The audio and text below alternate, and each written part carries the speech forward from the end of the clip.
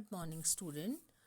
Today we are going to discuss about challenges to political parties. अभी तक आपने political parties क्या होती हैं, कितने किस किस कंट्री में वन पार्टी, टू पार्टी या मल्टी पार्टी सिस्टम्स हैं और उनकी क्या फंक्शंस होते हैं, देन नेशनल पार्टीज़ कौन सी है और स्टेट पार्टीज़ कौन सी, ये सारी चीज़ें पढ़ ली.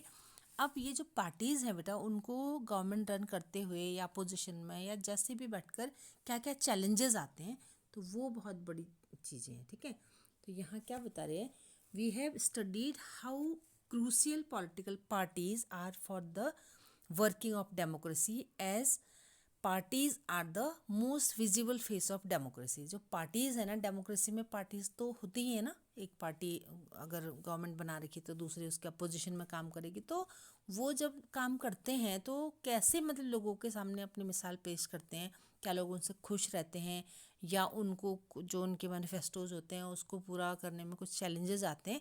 तो ये सारी चीज़ें. ठीक है, फर्स्ट चैलेंजेस है बेटा इसमें आपका.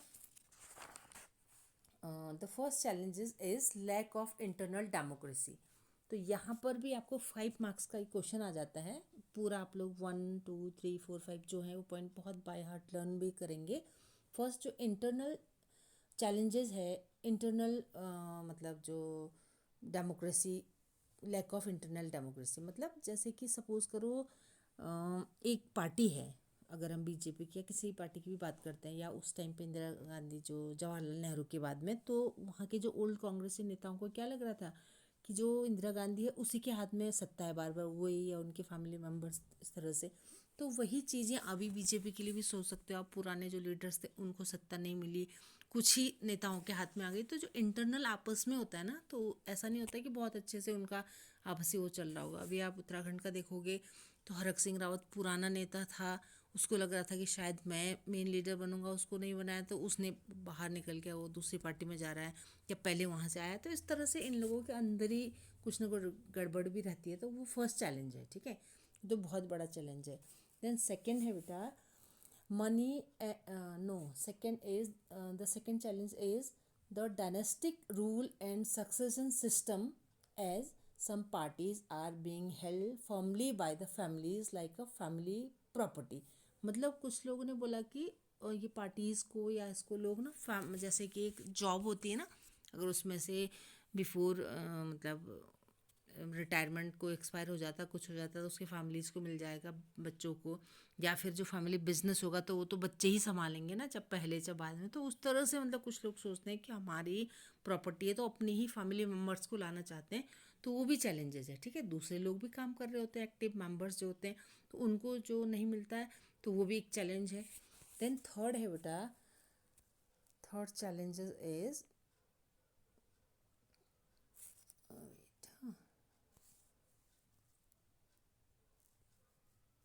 Where is that,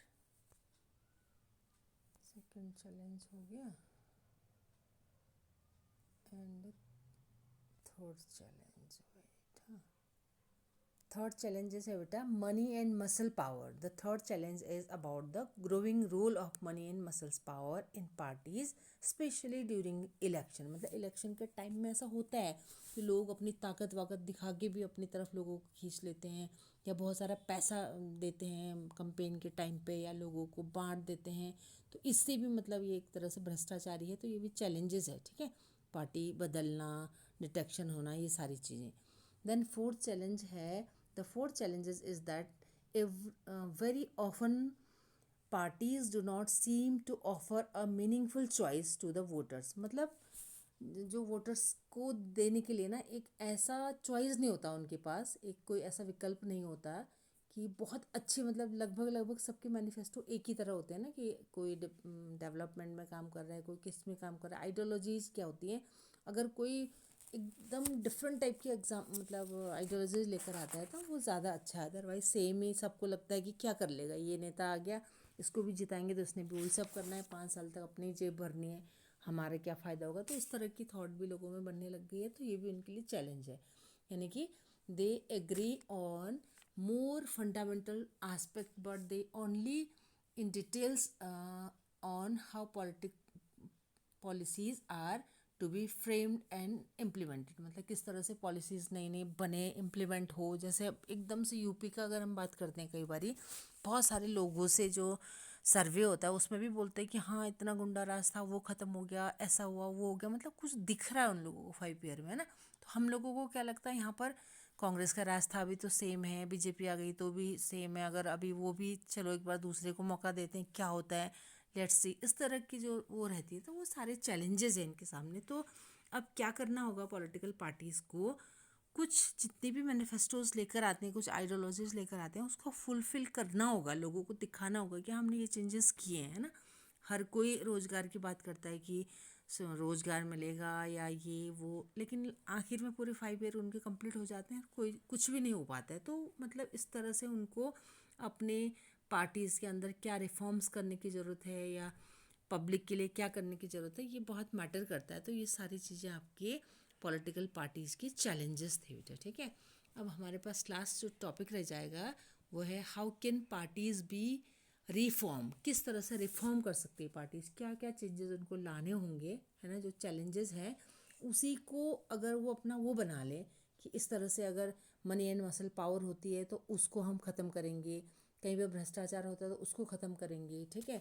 internal democracy है तो उसे ख़त्म करेंगे, सबको वो देंगे, या इस तरह की अगर चीज़ें करेंगे आने वाले टाइम में, तो वो फिर थोड़ा सा और अच्छा हो जाएगा। तो ये टॉपिक हम लोग नेक्स्ट वीडियो में पढ़ेंगे, ठीक है। ओके बेटा, हैव अ नाइस डे।